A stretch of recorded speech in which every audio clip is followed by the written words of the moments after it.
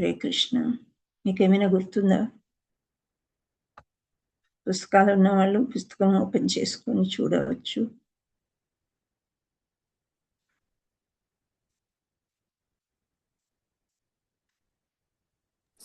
మహాతత్వం గురించి చెప్పుకున్నాం మాతాజీ.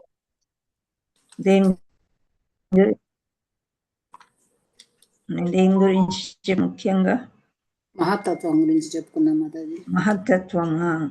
మొత్తానికి పురుషావతారాలు అంటే పురుషావతారాల దేహం నందు ఎక్కడి నుండి వచ్చాయి ఏంటి ఇవన్నీ కూడా చర్చించుకున్నాం. అంటే సమస్త లోకాలు వట్టి పురుషావతారం దేహం నందు స్థితిని కలిగి ఉన్నట్లు ఊహింపబడుతుంది. సృష్టించబడిన భౌతిక తత్వములతో ఎటువంటి సంబంధం లేని అతని విశుద్ధ సత్వ రూపము నిరతిశయమై ఉన్నది. అంటే ఆ యొక్క రూపాన్ని ఏ విధంగా మనకు కనిపిస్తుంది అనేదే 4వ శ్లోకం అన్నమాట. మనం ఏం చేస్తే భగవంతుడు మనకు కనిపిస్తాడు. సో భగవంతుడు ప్రత్యక్షం అయ్యాడు, నాకు కనిపించాడు అంటే ఈ కలియుగంలో ఎవరన్నా నమ్ముతారా? హరే కృష్ణ. కదా, ఎన్నో ప్రమాణాలు కావాలి మనకు. అలా కళలో కనిపించడం ఇవన్నీ కూడా స్క్రిప్చర్స్లో వినడమే కానీ కొంచెం కష్టం అనమాట. సో దానికి కూడా ఒక ప్రాసెస్ ఇచ్చారు ఋషులు.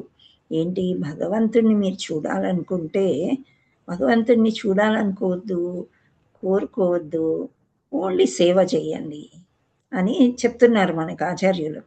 సో ఓన్లీ సేవ ఎవరికి చేస్తాము? భగవంతుడి గురించి ఏంటి అని మనం తెలుసుకుంటే, ఆయన మీద ప్రేమ కలిగితే మనం సేవ చేయడానికి ముందుకు వస్తూ ఉంటాం. అంటే మనకి ఎవరైనా ఇష్టమైన వాళ్ళకే కదా సేవ చేయడం కానీ ప్రేమించడం కానీ జరుగుతుంది. సో భగవంతుడి గురించి బాగా వినాలన్నమాట. ఫస్ట్ వింటూ ఉంటే మనకి భగవంతుడి యొక్క మహత్తత్వం ఏంటి అంటే సరౌండింగ్స్ కానీ భగవంతుడి యొక్క ఆంతరంగికం కానీ ఇవన్నీ కూడా ఆయన యొక్క లీలలు మనం తెలుసుకోవడంతో మనకి తెలుస్తూ ఉంటాయి అన్నమాట.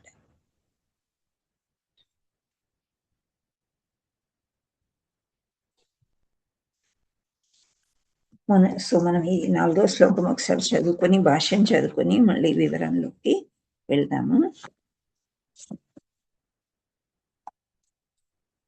పశ్యంతదో రూపమదబ్రచక్షుషా సహస్రపాదోరుభుజా ననాద్భుతం సహస్రమూర్తశ్రవణాక్షీనాసికం సహస్రమౌల్యాంబరా కుండలోల సత్.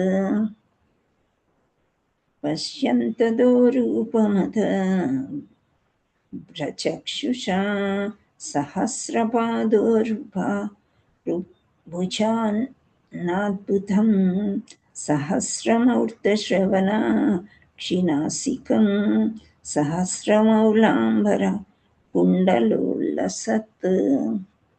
సో ఇక్కడ మనకి సహస్రం అంటే వేలు, మనుష్యానాం సహస్రేషు అని చదివాం కదా, అంటే వేల కొలదన్నమాట.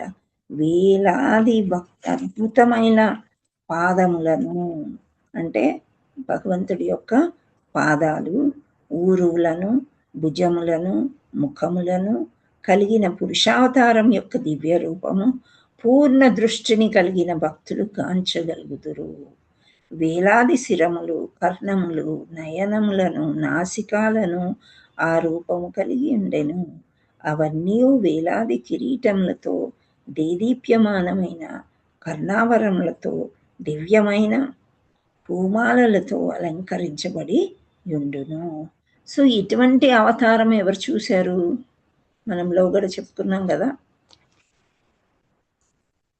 ఎవరు చూశారు ఇటువంటి అవతారం? చాలా తలలు, అర్జునుడు. దాన్ని ఏమంటాం మనము? విశ్వరూప దర్శనము. అర్జునుడు గాంచినంతనే భయపడ్డా? లేదా భుజం మీద చెయ్యి నా ఫ్రెండ్ అన్నాడా? కదా. సో భయంకరం. అయితే ఇక్కడ ఈ శ్లోకంలో ఏం చెప్తున్నారంటే, ఇటువంటి యొక్క అవతారాన్ని చూడలేరు. ఎవరు చూడగలుగుతారు అని అంటే, ఓన్లీ ఎవరైతే బాగా శుద్ధ భక్తులు ఉంటారో వాళ్ళు మాత్రమే చూడగలుగుతారంట. భగవంతుడు అలాంటి దర్శనం ఇచ్చినా మనలాంటి వాళ్ళము చూడలేము. ఎందుకు చూడలేము అనేది దీనిలో మనకి ఎక్స్‌ప్లెయిన్ చేశారు భాష్యంలో. మనం చూద్దాము. సో, ఇక్కడ వేల కొలది శిరస్సులు, వేల కొలది భుజాలు, వేల కొలది చేతులు, తలలు అండ్ ఈ అలంకరణ పెద్దగా అంటే చాలా బిగ్ అంటాం కదా, అంటే చాలా పెద్దగా ఆకారం అన్నమాట. ఇవన్నీ కూడా మామూలు చక్షువులతోని మనము చూడలేము. ఎవరు చూడగలుగుతారు అని అంటే ఓన్లీ శుద్ధ భక్తులే చూడగలుగుతారు అని చెప్తున్నారు. ఓకే, సో మనం ఇక్కడ శ్లోకం స్టార్ట్ చేస్తారా చదవడానికి? సరోజ మాతాజీ ట్రై చేయండి. हरे कृष्ण माताजी, धन्यवाद प्रणाम। श्रील प्रभुपाद की जय। वसस्त्यदो रूपमदभ्रचक्षुषा सहस्रपादोरुभुजाननाद्भुतं सहस्रमूर्धा श्रवणाक्षि नासिकं सहस्रमौल्याम्बरकुण्डलोलसत्। हरे कृष्ण माताजी। लोलसत्। థ్యాంక్ యూ మాతాజీ. హరి బోల్. లక్ష్మీ జగదీష్ మాతాజీ మీరు చదవండి. హరే కృష్ణ మాతాజీ, దండవత్ ప్రణామ్. పశ్యంతదో రూపమద భ్రచక్షుషా సహస్రపాదో రుభుజ పాదరుభుజాన నాద్భుతం. పాదోరుభుజాననాద్భుతం. పాదోరు భుజాన నాద్భుతం. సహస్రమూర్ధ శ్రవణాక్షి నాసికం సహస్ర మౌల్యాంబర కుండలోలసత్. హరి బోల్. అంజనీ మాతాజీ మీరు చదవండి. హరే కృష్ణ మాతాజీ. హరే కృష్ణ. పశ్యంత్యోదో రూపం అదభ్ర చక్షుషా సహస్రపాదోరు భుజానన్ అద్భుతం సహస్రమూర్ధా శ్రవణాక్షి నాసికం సహస్రమౌల్యాంబర కుండలోల్ ఉల్లసత్. హరే కృష్ణ మాతాజీ. హరి బోల్. నెక్స్ట్ ఉమా మాతాజీ మీరు ట్రై చేయండి. హరే కృష్ణ మాతాజీ, దండవత్ ప్రణామ్. పశ్యంత్యధో రూపమదభ్రచక్షుషా సహస్రపాదోరుభజాననాద్భుతం సహస్రమూర్తశ్రవణాక్షి నాసికం సహస్రమౌల్యాంబరకుండలోలసత్. హరి బోల్. సూర్యకళ మాతాజీ ప్రతిపదార్థం చదవండి. హరే కృష్ణ మాతాజీ. హరే కృష్ణ. పశ్యంతి గాంచగలుగుదురు అదుహు రూపం పురుషుని యొక్క రూపమును అదభ్ర పూర్ణ దృష్టిని కలిగిన చక్షుష కన్నుల ద్వారా సహస్రపాద వేల కొలది పాదములను ఊరువులను భుజ అనవ హస్తములను ముఖములను అద్భుతము సహస్ర వేల కొలది మూర్త శిరస్సులను శ్రవణ కర్ణములను ఆక్షి నేత్రములను నాసికం నాసికాలను సహస్రములు మౌలి హారములు అంబర వస్త్రములు కుండలములు ఉల్లాసతు ప్రకాశించుచున్న. హరి బోల్. హరే కృష్ణ. Thank you. హరే కృష్ణ. అనురాధ మాతాజీ భాష్యం చదవండి. హరే కృష్ణ మాతాజీ. అనువాదం చదవండి. సారీ, అనువాదం. వేలాదిగా అద్భుతములైన పాదములను ఊరువులను భుజములను ముఖములను కలిగిన పురుషావతారం యొక్క దివ్య రూపమును పూర్ణ దృష్టిని కలిగిన భక్తులు గాంచగలుగుదురు. వేలాది శిరములను కర్ణములను నయనములను నాసికలను ఆ రూపము కలిగి ఉండును. అవన్నీయు వేలాది కిరీటములతో దేదీప్యమానమైన కర్ణాభరణములతో దివ్యమైన పూమాలలతో అలంకరింపబడి ఉండును. చదవాల మాతాజీ ఇంకా? హరి బోల్. రంగమణి మాతాజీ భాష్యం స్టార్ట్ చేయండి. హరే కృష్ణ. హరే కృష్ణ మాతాజీ దండవత్ ప్రణామం. భాష్యం. దివ్య ప్రభువైన శ్రీకృష్ణ భగవానుని గూర్చి మనము ప్రస్తుత భౌతికేంద్రియములతో కొద్దిగానైనను ఎరుగుజాలము. తత్కార్యమునకు మన ఇంద్రియములు భక్తియుత సేవా విధానము ద్వారా పరిశుద్ధములు కావలసి ఉన్నవి. అంతటా అతడే స్వయముగా మనకు అవగతము కాగలడు. శ్రీకృష్ణ భగవానుడు కేవలం శుద్ధమైన భక్తియుత సేవ ద్వారానే అవగతము కాగలడని భగవద్గీత యందు ధృవపరచబడినది. ఈ విధముగా భక్తి యోగమే మనుషుని భగవానుని వైపునకు చేర్చగలదనియు భక్తి యొక్కటే అతనిని అవగతమనర్చగలదనియు వేదములు పలుకుచున్నవి. భక్తియుక్త సేవాంజనమును కనులకు పూసుకొని ఉన్న శుద్ధ భక్తులకు శ్రీకృష్ణుడు అనవరతము దర్శనీయుడని బ్రహ్మ సంహిత యందు తెలపబడినది. కనుక భక్తియుత సేవ చేయి నిమీలితమైన ద్వారా శ్రీకృష్ణ భగవానుని వాస్తవముగా గాంచినటువంటి శుద్ధ భక్తుల నుండియే ఆ దేవదేవుని దివ్య రూపమును గూర్చిన విషయమును మనము తెలుసుకొనవలసి ఉన్నది. భౌతిక జగములో కూడా మనము ఎల్లవేళలా కనుల ద్వారానే సమస్తమును గాంచబోము.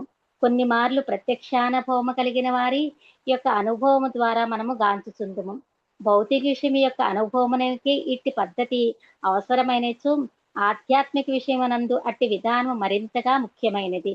అనగా పరతత్వమైన శ్రీకృష్ణ భగవానుని అతని వివిధ రూపములను గూర్చిన ఆధ్యాత్మిక జ్ఞానమును కేవలము ఓర్పు సహనములతోనే మనము అవగతము చేసుకొనగలము.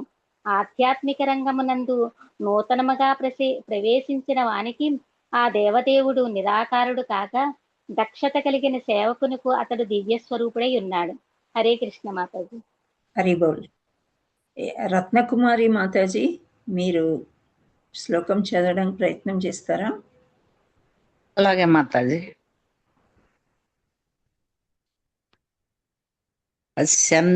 పశ్యంతదో రూప. మాతాజీ నాకు అంతగా రాదులే మాతాజీ. హరే కృష్ణ. శ్రీదేవి మాతాజీ, మీరు ట్రై చేయండి. హరే కృష్ణ మాతాజీ దండవత్ ప్రణామ్. పశ్యంతదో రూప మదభ్రచక్షుషా సహస్రపాదో వాద్భుతం సహస్రమూర్త శ్రవణాక్షినాసికం సహస్రమౌల్యాంబర కుండలోలసత్. హరి బోల్. థ్యాంక్ యూ మాతాజీ. హరే కృష్ణ. పశ్యంతదో రూపమదభ్రాచక్షుషా సహస్రపాదోరుభుజా నానాద్భుతం సహస్రమూర్తా శ్రవణాక్షినాసికం సహస్రమౌల్యాంబర కుండలోల్లసత్. ఇది ఓకే.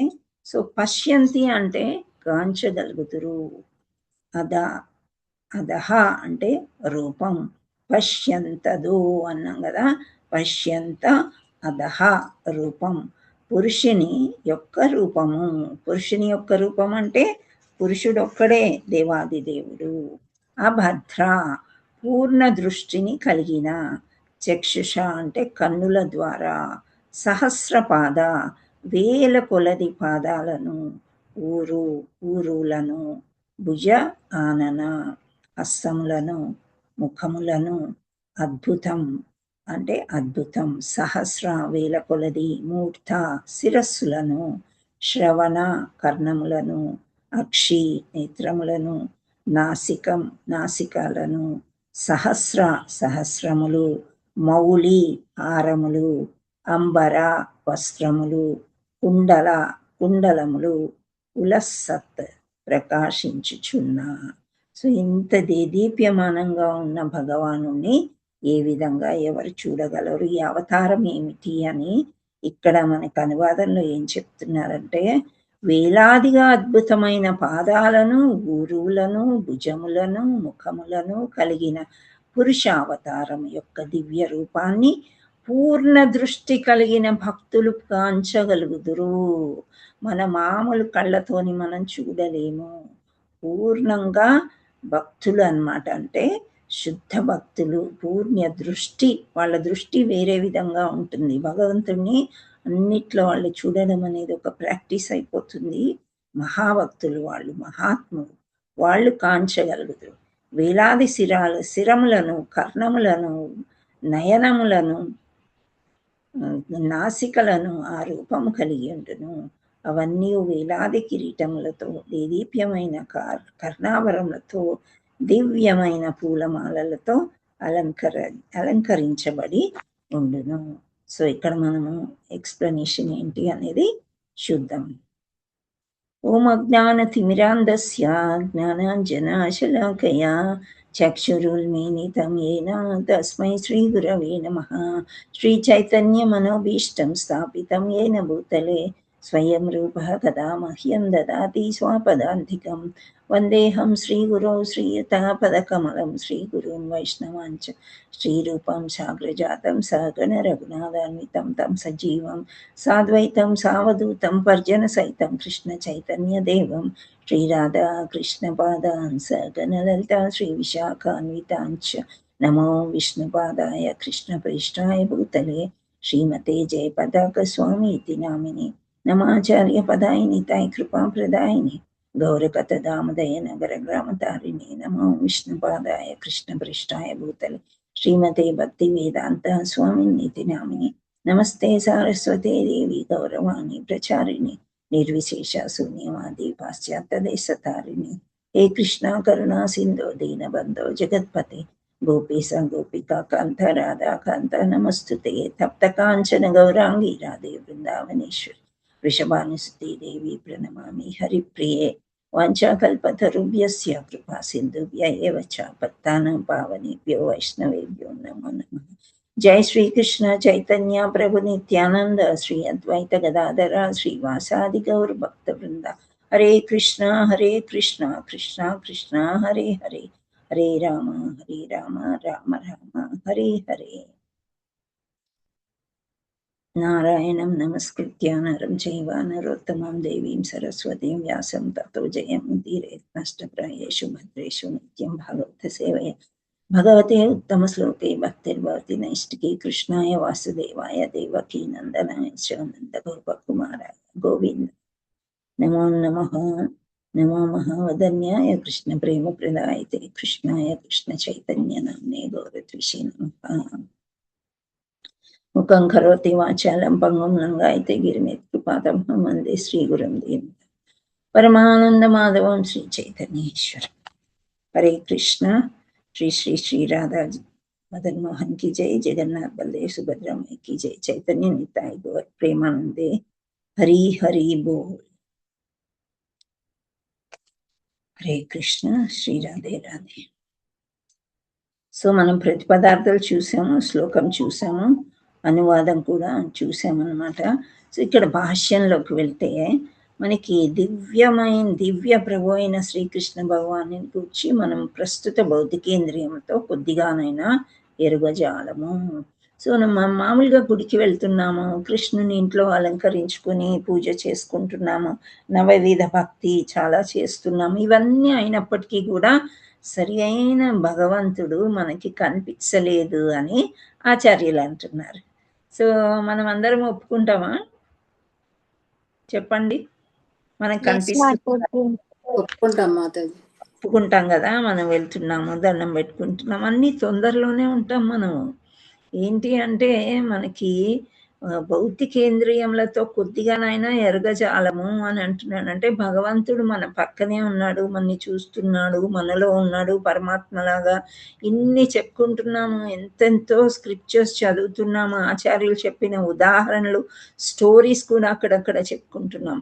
అయినప్పటికీ కూడా భగవంతుణ్ణి మనము ఎరుగజాలము అని అంటున్నారు. కలియుగ వాసులు ఇలాంటి వాళ్ళు అన్నమాట. అసలు మనకి ఏమీ తెలియదు, కానీ అంతా భ్రమలోనే ఉంటాము. భగవంతుడు మనకు ప్రత్యక్షమైనట్లు, భగవంతుడు చెప్పినట్లు ఇలా ఏదో వినేసి మనం ఊహించుకుంటూ ఉంటాం. ఒక్కొక్కసారి నా కల్లోకి వచ్చారు అని కూడా చెప్తూ ఉంటాం. సో ఇవన్నీ కూడా పూర్తిగా తెలియదు మనకి అని చెప్తున్నారు. తత్కార్యమునకు మన ఇంద్రియాలు భక్తియుక్త సేవా విధానం ద్వారా పరిశుద్ధము కావలసి ఉన్నది. సో ఇప్పుడు మనం క్లాస్ చెప్తున్నాము, క్లాస్ వింటున్నాము, క్లాస్లో ఉన్నాము, అయినప్పటికీ కూడా లంచ్ గురించి మనం ఆలోచిస్తామా? ఎస్ మాతాజీ. కదా? ఆలోచిస్తాం మాతాజీ. 100% కరెక్ట్ మాతాజీ. సో ఇప్పుడు అయ్యో లంచ్ ముందే చేసింటే బాగుండేది, మనం తయారు చేయలేదు కదా, ఇప్పుడు ఇంట్లో వాళ్ళు వస్తారు కదా, లంచ్ ప్రిపేర్ అలాంటి ఆలోచనలు మనకు వస్తున్నాయి. అంటే నెక్స్ట్ వాట్ ఏదో మనం చాలా బిజీగా ఉన్నట్టు, భగవంతుడికి ఏదో ఈ సమయం ఇచ్చేసి మనం ఏదో ఉద్ధరిస్తున్నట్టు మన ఫీలింగ్ ఉంటుంది. అవునా కాదా? అవును మాతాజీ. మనం అంతా ఇప్పుడు 1000 మందిలో మనమే భక్తి చేస్తున్నాం, ఎంతో మంది భక్తి కూడా చేయట్లేదు, వాళ్ళకి ఏమీ తెలియదు అని ఇక్కడ మనం చదువుకుంటున్నప్పుడు వీఆర్ గ్రేట్ అని మనం అనుకుంటాం. కానీ ఈ ఇంద్రియాలు భక్తియుక్త సేవా విధానం ద్వారా పరిశుద్ధం, ఇంకా పరిశుద్ధం కావలసింది అని చెప్తున్నారు. అంతటా అతడే స్వయంగా మనకు అవగతం కాగలడు. పరిశుద్ధం ఎలా చేసుకోవాలి అంటే, చేతులు కాళ్ళు ఉన్నాయి కాబట్టి ఆలయానికి వెళ్ళవలసి ఉంది. ఆలయంలో ఏదైనా సేవా కార్యక్రమం ఉంటే ఆ సేవలో పాల్గొనడం. ఆ రకంగా ఇంద్రియాలు, జ్ఞానేంద్రియాలు, ఇంద్రియాలు అంటే కర్మేంద్రియాలు అంటే పని చేసేవి, జ్ఞానేంద్రియాలు అంటే జ్ఞానాన్ని సంపార్జించి ఇచ్చేవన్నమాట. అంటే అవి ఉంటేనే మనం ఈ కర్మేంద్రియాలు మనం కర్మ చేయగలుగుతాం. సో చేతులు కాళ్ళు ఎప్పుడు మనకి భగవంతుడి సేవ చేయడానికి ఉపయోగించుకోవడానికి మనము ప్రయత్నం చేయాలన్నమాట. సో కళ్ళు ఉన్నాయి, కళ్ళుతో మనం ఏం చేయగలుగుతాము? చూడగలుగుతాం. ఏం చూస్తారు, ఏం చేయగలుగుతాం భగవంతుడి కోసం? పాదాల నుంచి మొక్కార విందాం అన్ని చూస్తాం మాతాజీ. సో భగవంతుడిని చూడగలుగుతాము. అదే కాకుండా భగవంతుడు, ఇప్పుడు భాగవతానికి భగవంతుడికి తేడా ఉందా? లేదని చెప్తున్నారు ఆచార్యులు. అంటే భాగవతం చదవచ్చు, భగవద్గీత చదవచ్చు, ఇలా ల్యాప్టాప్ ముందు కూర్చొని చదవచ్చు, భగవంతుడిని మనసు తీరా చూసుకోవచ్చు మనం ఆలయానికి వెళ్ళినప్పుడు, మన ఇంట్లో అయినా సరే. సో ఇవి కళ్ళు చేయవలసిన పనులు. అంతేగాని మనము డివోటీస్ కోసం వెతుక్కుంటాం గుడికి వెళ్ళిన తర్వాత, మన వాళ్ళు ఎవరైనా వచ్చారా లేదా తెలిసిన వాళ్ళు అని చెప్పి, ఆ తర్వాత ప్రసాదాలు ఎక్కడ పంచుతున్నారు. సరే భగవంతుడికి లైన్లో నిలబడతాము, ఏదో దండం పెట్టుకునే లోపల నడవండి అని వాళ్ళు అంటారు. మనం కూడా ఇంకా మనస్ఫూర్తి కావాలంటే అక్కడ ఒక గంట కూర్చొని చూడొచ్చు మనం, కానీ ఆ గంట స్పెండ్ చేస్తామా చెప్పండి? కృష్ణ చెయ్యము. ఎప్పుడు వెళ్ళిపోవాలా, ఎప్పుడు ఇంకో పని ఉందని తీసుకుపోదామా, ప్రసాదం దగ్గరికి వెళ్దామా, గోవిందా రెస్టారెంట్కి వెళ్దామా, ఇంకెవరైనా వచ్చారా వాళ్ళని కలుసుకొని మాట్లాడుకుందాం, ఇవే ఆలోచనలు. ఇంకా ఎంత శుద్ధత్వం కావాలండి ఇవి రాకుండా ఉండాలంటే. ఇంకెంత అంటే అంత పరిశుద్ధ ఆత్మల్లాగా మనము ఇంకా భక్తి చెయ్యాలి అని చెప్తున్నారు అన్నమాట. ఇవి వస్తున్నాయి అంటే మనం శుద్ధమైన భక్తి ఇంకా చెయ్యట్లేదు అని మనకే అర్థమైపోతుంది. అవునా? సో ఎస్, అది కళ్ళ గురించి. ఓకే, చేతుల గురించి చెప్పుకున్నాము, ఆలోచనలు. ఇప్పుడు మన నోరు ఉంది అంటే ఏం చేయాలి? నోటితోనే ఏం చేయాలి? నాలుకతోనే, ఇంద్రియాలే కదా అవి కూడా. అంటే మనం ప్రసాదం తినొచ్చు, భగవన్నామాన్ని జపించవచ్చు కదా, భగవంతుడి గురించి చర్చించుకోవచ్చు, మాట్లాడుకోవచ్చు, ఇతరం జపం చేయొచ్చు. సో ఇవి మనం చెయ్యాలన్నమాట. అందుకే మనకు ఆ నాలుక ఇచ్చాడు భగవంతుడు. ప్రసాదం తిను, నువ్వు ఎంత కావాలో అంత తిను, కానీ ప్రసాదమే తినండి, వేరే తినవద్దు అని అన్నారు. ఏదైనా మనకి అత్యవసర పరిస్థితి అయింది, ఎక్కడ తినాల్సి వచ్చింది, భగవంతుడిని తలుచుకొని భగవంతుడికి నైవేద్యం పెట్టుకొని మానసికంగానో ఏ రకంగానో అప్పుడు మనం తీసుకోవాలన్నమాట. అంటే ఇది ఆ నాలుక ప్రసాదం తినడానికి, జపం చేయటానికి, భగవంతుడి యొక్క స్టోరీస్ చెప్పుకోవడానికి మనకి నాలుక ఉంది. మరి చెవులు ఎందుకు ఉన్నాయి? మనం ఇంద్రియాల గురించి ఇప్పుడు డిస్కస్ చేస్తున్నాం, ఎందుకంటే ఇక్కడ వచ్చింది కాబట్టి. ఓకే, చెవులు ఉన్నాయి, ఆ చెవులతో ఏం వినాలి? భగవంతుని గురించి భగవంతుడి గురించే మనం వినాలన్నమాట. భగవంతుడు వీడియోలు చూడొచ్చు, ఆచార్యులు ఏం చెప్తున్నారు, భాగవతం వినాలి, భగవద్గీత వినాలి. సో ఈ భగవంతుడి గురించే మనం వినడానికి ప్రయత్నం చేయాలి, భగవంతుడి యొక్క లీలలు. సో మనం ఎలా ప్రాక్టీస్ చేయాలంటే, మనం గుడికి వెళ్ళాము, సరే డివోటీస్ కోసం ఎదురు చూస్తున్నాం, ఆ డివోటీ రాగానే ఫస్ట్ మొట్టమొదటి క్వశ్చన్ ఏమడుగుతారు చెప్పండి? ఎందుకు ఇంత ఆలస్యమైందని అడుగుతారు. ఒకవేళ లేట్ అయితే ఆలస్యం ఎందుకయింది, నేను ఎప్పటి నుంచి వెయిట్ చేస్తున్నా అని. ఈ గుళ్ళో దేవుడు ఉన్నాడు కదా, ఇంకా వెయిట్ చేయడం ఎందుకు, ఆలస్యం అయిందా, ఇంకేం అడుగుతాము? బాగున్నారా అడుగుతాము. ఇంకా జపం అయిపోయిందా లేదా అని అడుగు. జపం అయిందా అని అడుగుతారు. Very good. ఇంకా ఈ శ్రవణం వింటున్నారా, ఏమైనా చేస్తున్నారా, భగవద్గీత గురించి ఆలోచిస్తున్నారా? అంటే భక్తుల ధోరణిలోనే మాట్లాడుకుంటారన్నమాట. Very good. అట్లా దర్శనం చేసుకుందాము. దర్శనం చేసుకుందాము. అయితే మామూలుగా నేను వెళ్తాను కదా డివోటీస్ ఎవరైనా కలిస్తే, మీరు ఒక్కరే వచ్చారా, ప్రభుజీ వచ్చారా, డ్రైవర్ వచ్చారా, ఇవి అడుగుతారు నన్ను. అంటే ఎంత కష్టపడ్డారు రావడానికి అని అన్నమాట. నేను కూడా అదే అడుగుతాను. మీరు ఒక్కరే వచ్చారా, ఎలా వచ్చారు, క్యాబ్ లో వచ్చారా, ఆటోలో వచ్చి, ఇవన్నీ అవసరం కదా మనకి. అయినప్పటికీ కూడా ఇట్లాంటివే వస్తాయి అన్నమాట. వచ్చిన తర్వాత ఇది కరెక్టే, జపం అయిపోయిందా లేదు, నేను ఇంకా జపం చెయ్యాలి అని చెప్పేసి, సరే ప్రసాదానికి వెళ్దామా, ఈ చాలా రోజులైంది గోవిందాస్కి వెళ్దామా, అయిపోయింది ఇక్కడ దర్శనం చేసుకున్నారా, ఓకే అయిపోయింది దర్శనం. ఆ తర్వాత మనం ఇంకా భగవంతత్వం నుంచి బయటకు వచ్చేసి గోవిందాస్కి వెళ్దామా, ఆస్వాదిద్దామా. ఆ తర్వాత మళ్ళీ ఎలా వెళ్తారు, ఏం చేస్తారు, మీరు ఒక్కరే ఉన్నారా, మరి క్యాబ్ మాట్లాడినా, ఆటో మాట్లాడినా, ఈ టాపిక్స్ వస్తాయండి. ఎంత వద్దనుకున్నా కానీ ఇవి వస్తాయి. అంటే అక్కడ మనం 2 రకాలుగా ఆలోచించవచ్చు. ఇప్పుడు పెద్దవాళ్ళు చిన్నవాళ్ళకి అనిపిస్తుంది మనం ఏదైనా హెల్ప్ చేద్దాము, అందుకని వాళ్ళు అడుగుతారేమో. అది తప్పుగా అనుకోవట్లేదు, కానీ అది ఆ టైం అనేది చూడండి అక్కడ. సో ఇవన్నీ క్షేమంగా వచ్చారు, క్షేమంగా వాళ్ళని డ్రాప్ చేయాలి అని చిన్నపిల్లలు ఉంటారు కదా డివోటీస్ టైప్, వాళ్ళు ఆలోచిస్తూ ఉంటారు. ఈ పిల్లలు ఎంత సేవ చేశారు ఏంటి, వాళ్ళ టైంని మనం ఎందుకు తీసుకోవాలి అని పెద్దవాళ్ళం ఆలోచిస్తాం అనమాట. సరే ఇక్కడ కూర్చొని కాసేపు జపం చేసుకుందామా ప్రశాంతంగా అంటే మళ్ళీ ఇంకో డివోటీ వస్తారు, ఇలాగే వస్తారనమాట. ఇంకా సో మనకి ఇక్కడ ఆచార్యులు ఏం చెప్తారంటే, ఒక ఆచార్యుడు ఉండేవాడండి, సడన్గా నాకు పేరు గుర్తు రావట్లేదు, అంటే చెప్పొచ్చు ఏదైనా తప్పు వెళ్తుందేమో అని చెప్పేసి, ఆయన బాత్రూంలో పోయి జపం చేసుకునేవారంట, ఇట్లాంటి డిస్టర్బెన్సెస్ వస్తాయి అని చెప్పేసి. అక్కడైతే ఎవ్వరు రారు కదా ఇంకా, సో ప్రైవేట్ ప్లేస్ అనమాట. బాత్రూమ్ వచ్చినా రాకపోయినా అక్కడ వెళ్ళి జపం చేసుకోవడం క్షేమము, ఇక్కడ ఇంత డిస్టర్బెన్సెస్ ఉంది అని చెప్పి చాటుగా వెళ్ళి జపం చేసుకునే వాళ్ళు కూడా ఉంటారంట. అంత శుద్ధత్వం ఉంటుందన్నమాట. సో అంత శుద్ధమైన జపము కానీ, శుద్ధంగా భగవంతుడు మాత్రమే, ఇంకా నాకు ఎవ్వరూ లేరు. ఇప్పుడు మెటీరియల్ వరల్డ్ నుండి మనము విడిపోవాలి అని అనుకుంటారు చూడండి, అసలు మెటీరియల్ వరల్డ్లో ఉంటాము అంటే భౌతిక జగత్తులో ఉంటాము, భౌతికంగా అందరితోని మంచిగానే ఉంటాం, కానీ మన మనస్సు వాళ్ళతోని సంతోషంగా ఉండదన్నమాట. మనకి ఏమైనా భగవానుడే కావాలి. ఈ ఉన్న కొంచెం సమయం భగవంతుడి యొక్క సేవకే మనం అంకితం చేయాలి.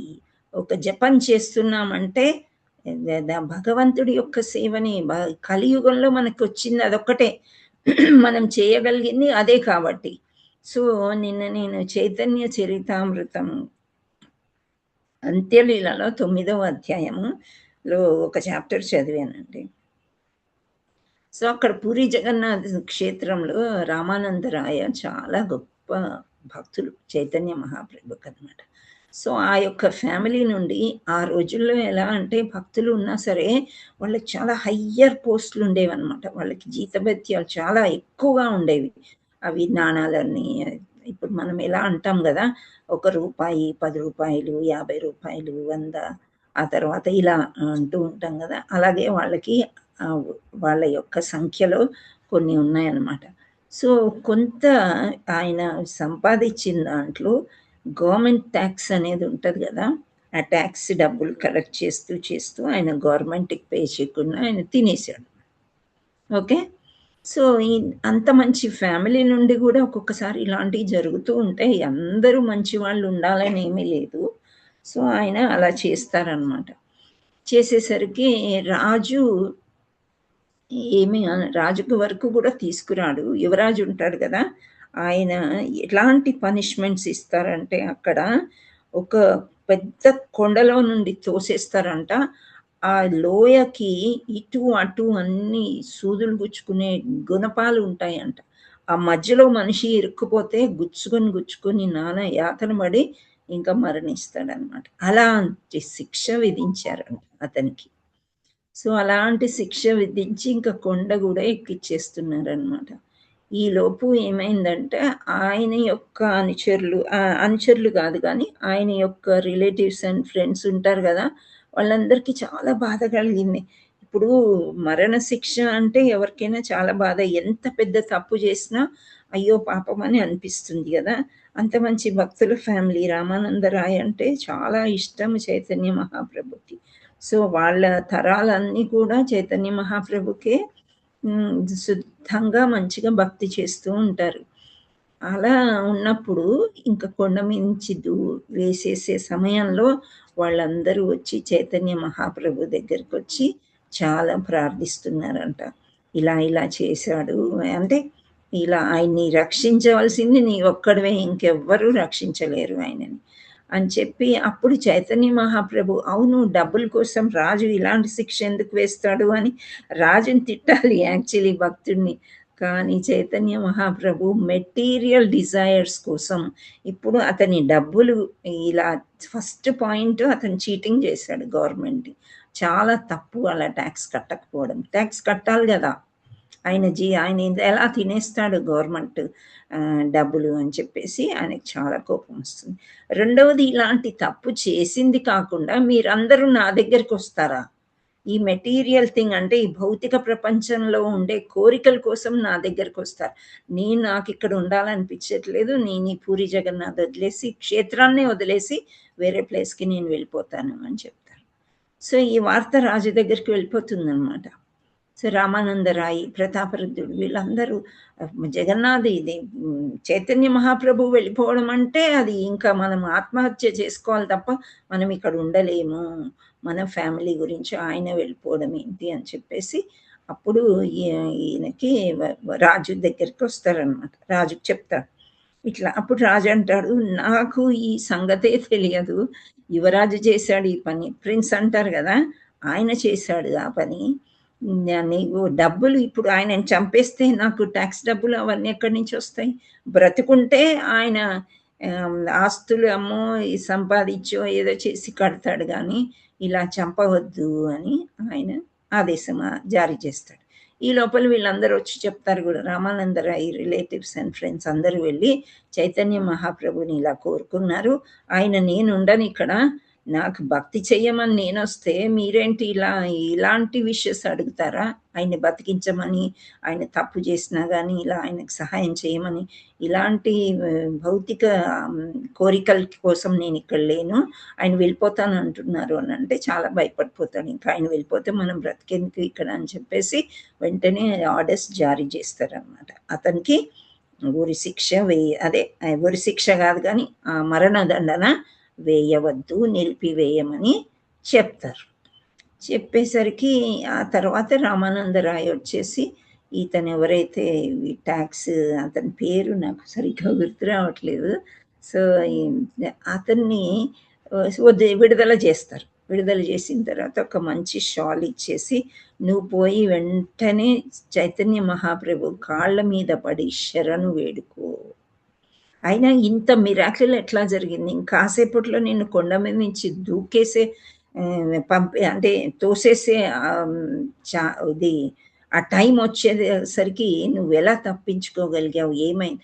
సరే ఇక్కడ వెళ్ళి చైతన్య మహాప్రభు దగ్గరికి వెళ్ళి వీళ్ళు వేడుకుంటున్నారు, కానీ చైతన్య ప్రభు నో అన్నారు కదా, ఆయనే వెళ్ళిపోతాను అంటుండ్రు, ఈ భౌతిక ప్రపంచం కోరికలు నన్ను అడగద్దు అన్నారు ఆయన. సో అలా అన్నారు. మరి నీవెట్లా, రాజుకి ఇంత మనసు ఎలా మారింది అని అనుకుంటే, ఇంకా ఆఖరి క్షణంలో అంత్యనారాయణ, ఆయన ఎంత చెడ్డవాడు కానీ ఏమన్నా కానీ కుటుంబంలో అందరూ భక్తులు ఉన్నారు కాబట్టి ఆయన మహామంత్రం చెప్పుకుంటున్నాడు. జై శ్రీకృష్ణ. అదేంటి, హరే కృష్ణ కృష్ణ కృష్ణ హరే హరే, హరే రామ రామ రామ హరే హరే. ఇంకా నేను వెళ్ళిపోతున్నాను, అయిపోయింది, తప్పు చేశాను, వీళ్ళెవరు నన్ను క్షమించరు అని చెప్పేసి మహామంత్రం చెప్పుకుంటున్నాడు. ఈ లోపల ఇంత మార్పు వచ్చేసింది. సడన్గా డెత్ నుండి బయటపడ్డాడు ఆయన. సో ఆ షాల్ ఇచ్చేసి వెళ్ళమంటే మొహం జల్లట్లేదు ఆయనకి. మహాప్రభు దగ్గరికి ఎలా వెళ్ళాలి, ఎలా వేడుకోవాలి, ఇంకా ఏముంది, తప్పు చేసావు, అయిపోయింది, నువ్వు కాళ్ళ వెళ్ళ పడి మహాప్రభు దగ్గరికి వెళ్ళు అని చెప్పేసి ఆయనకి మంచిగా ఒక వస్త్రం అనేది కప్పి పంపిస్తారనమాట. ఇంకా పంపించేస్తే ఆయన వచ్చి కాళ్ళ మీద పడిపోతాడనమాట. మహాప్రభు కాళ్ళ మీద పడిపోయి, నా వల్ల తప్పైపోయింది. ఆయనకి చాలా గుర్రాలు ఉన్నాయంట. సో ఆ గుర్రాలు ఇచ్చేస్తాడు గవర్నమెంట్కి, ఎంత ధర అయితే అంత ఇవ్వండి, ఆస్తులు ఇచ్చేస్తాడు. కానీ ఇంకా బాకీ ఉన్నాడంట. సో ఎంత బాకీ ఉన్నా, అయితే ఈ రాజు ఏం చేస్తాడు, ఎప్పుడైతే చైతన్య ప్రభు ఇక్కడ వదిలిపెట్టి వెళ్ళిపోతాను అంటాడో, ఆ రాజు ఏమంటాడంటే, ఆయన ఈ అప్పు తీర్చకపోయినా పర్వాలేదు, కానీ ఆయనకు మరణదండన వేయకండి అండ్ మహాప్రభు దగ్గరికి వెళ్ళి మీరు ఎటువంటి కోరికలు కోరవద్దు అని చెప్పి చెప్తారనమాట. సో ఆయన అంటే ఏమంటారు, రుణమాఫీ అంటారు కదా ఈ రోజుల్లో. సో అదంతా మాఫీ చేసేసాడని, ఎక్స్క్యూజ్ చేశాడు, నువ్వేమీ కట్టక్కర్లేదు, పైగా ఒక పెద్ద పోస్ట్ ఇస్తాడంట, ఇంకా ప్రమోషన్ కూడా ఇస్తాడు. సో నువ్వు తప్పు తెలుసుకొని మంచిగా నడుచుకో అని చెప్పేసి. సో ఇంత చేంజ్ ఇక్కడ జరిగిపోతుంది మహామంత్రంతో. ఈ మహామంత్రాన్ని ఎవరు ఇచ్చారు? చైతన్య మహాప్రభు కలియుగం వాసులకి ఇచ్చాడనమాట. మీరు ఈ యుగంలో యజ్ఞాలు, యాగాలు, తపస్సులు ఇవన్నీ మీరు చేసుకోలేరు. ఆయుష్ కూడా 100 సంవత్సరాలే ఉంది. మీరు ఈ మహాయజ్ఞం లాంటి ఇది హరినామ సంకీర్తన మాత్రమే మీరు చేసుకోగలరు, ఇవి చెయ్యండి అని ఆయన ఇంట్రడ్యూస్ చేశారు ఇక్కడ భక్తులకి అనమాట.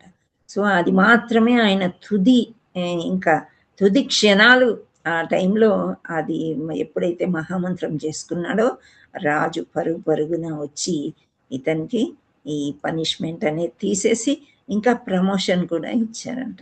అంత పవర్ ఉంటుందండి. చెడ్డవాళ్ళు కూడా మంచి వాళ్ళు అయిపోవచ్చు మహామంత్రంతో. అలా అని చెప్పి మన కష్టాలు వచ్చినప్పుడల్లా కూర్చొని ఆ కష్టం భౌతిక కోరికలు కోరవద్దు. ఆయన ట్యాక్స్ కట్టాలి అని తెలుసు, కానీ అందరు భక్తులే కదా. ఇప్పుడు ఎలా ఉంటుందంటే, స్టార్టింగ్లో మంచి భక్తి చేస్తాం, తర్వాత ఏమవుతుందంటే టు బీ కన్సిడర్డ్, ఓకే అమ్మ పెట్టింది కదా దీపం, నాన్న పూజ చేశారు, నేను దండం పెట్టుకుంటాను, ఇలా అయిపోతాం అనమాట. తర్వాత ఎంత షార్ట్ కట్ అయితే అంత షార్ట్ కట్ చేయడం అనమాట. సో ఈయన కూడా అందరూ భక్తులే, చైతన్య మహాప్రభు, కానీ ఇలా అతను బయటపడిపోతాడు, దొంగతనం బయటపడుతుంది అని అనుకోలేదు. పెద్ద పోస్ట్లో ఉన్న వాళ్ళు ఎప్పుడు కూడా వాళ్ళు అనుకోరు ఎప్పుడు బయటపడతాము, అలా అనుకోకుండానే అది ప్రాక్టీస్ అయిపోయిందనమాట. సో అలా ఆయన కూడా తప్పు చేస్తాడు. ఆ తప్పు చేసిన తర్వాత ఆయనకి తర్వాత మహామంత్రం కాపాడమే కాకుండా ఈయన యొక్క ఆశీర్వాదం కూడా ఉంది.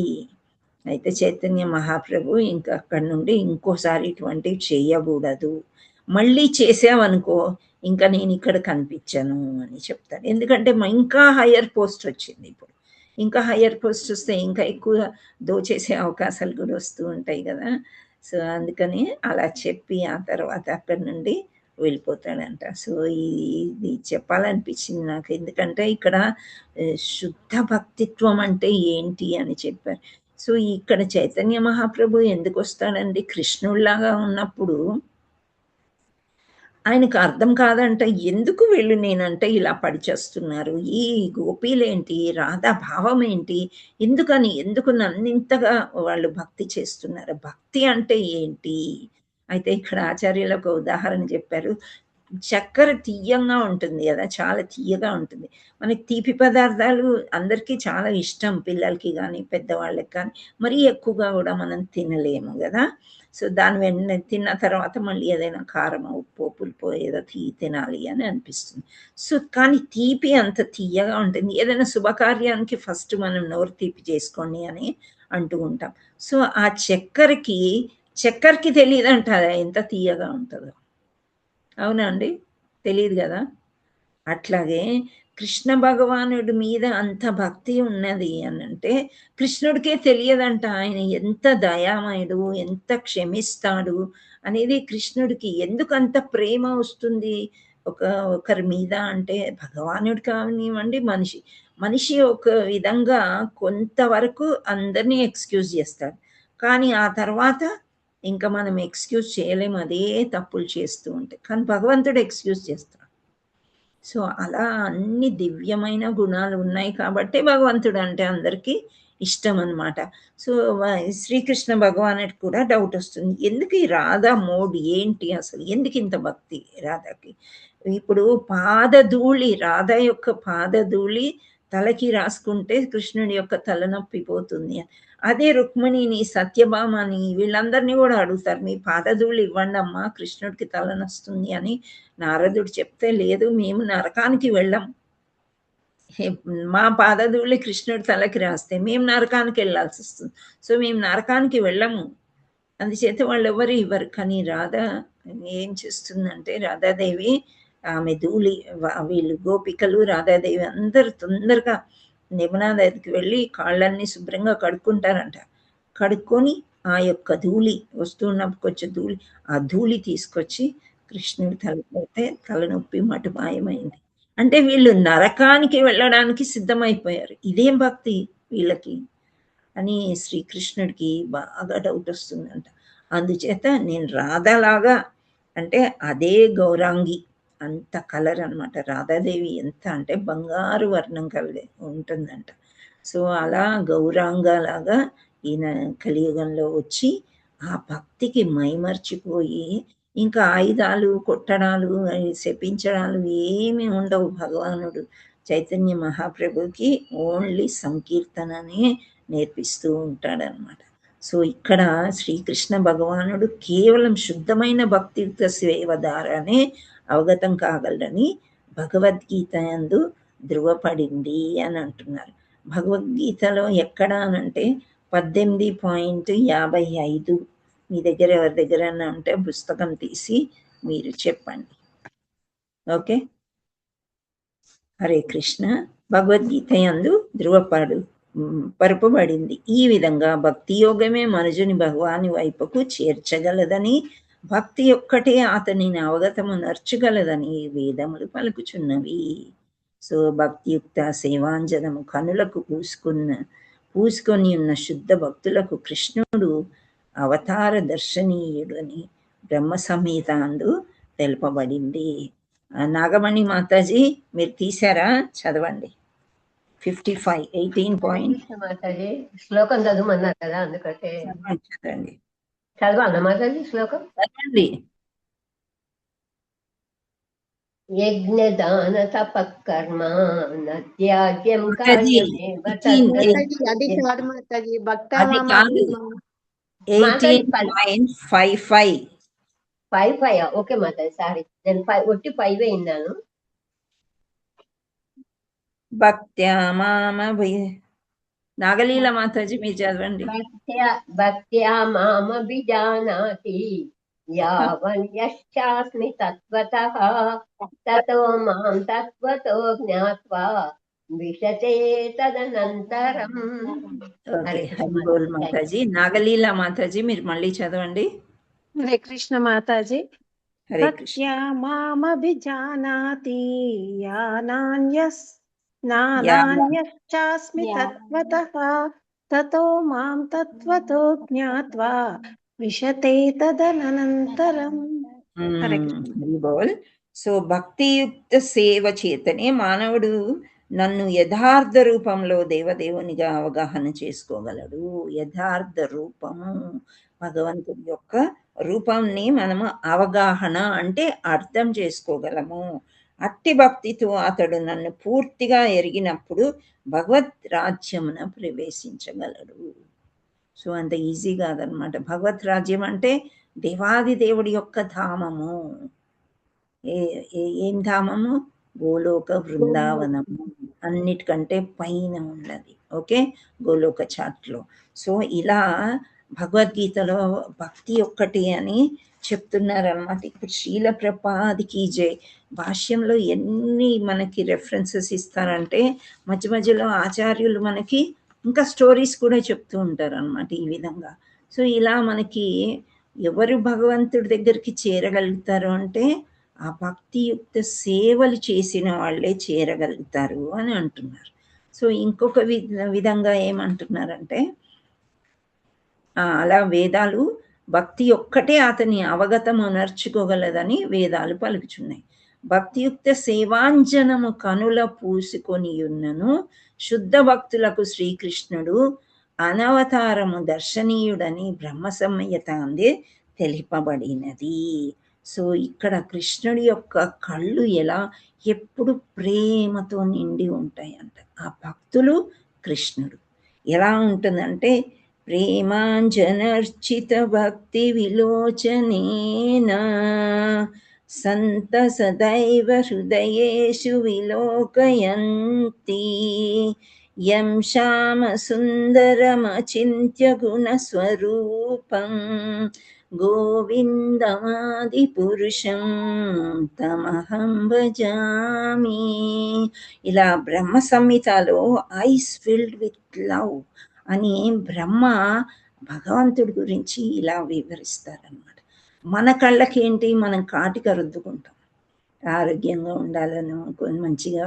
సో మన చక్షువులు ఎప్పుడు మన మహామాయ చేత కప్పబడి ఉంటాయంట.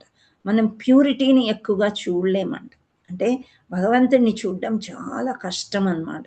కానీ ఎలాంటి చక్షువులు అంటే శుద్ధ భక్తులు, వాళ్ళు భగవంతుణ్ణి సేవా కార్యక్రమ సేవాంజనమును కలును అంటే వాళ్ళ యొక్క సేవను కనులకు పూసుకొని శుద్ధ భక్తులు శ్రీకృష్ణుణ్ణి దర్శనీయుడని బ్రహ్మ సంహిత యందు తెలుపబడింది. సో ఆ ప్రేమని కళ్ళ నిండా భగవంతుడే అన్నమాట వాళ్ళకి. సో భగవంతుడే అన్నీ అని వాళ్ళు నమ్ముతారు కాబట్టి వాళ్ళకి కనిపిస్తాడు. మనకేంటి అంటే ఒక కర్టన్ లాగంటిది ఉంటుందంట. మనం ఎందుకు కళ్ళద్దాలు పెట్టుకుంటాము? ఎందుకు పెట్టుకుంటాం? బ్లర్ అయిపోయి మనకు కనిపించకపోవడం, మన చక్షువులు క్లారిటీ లేదు కాబట్టి కళ్ళద్దాలు పెట్టుకుంటాం.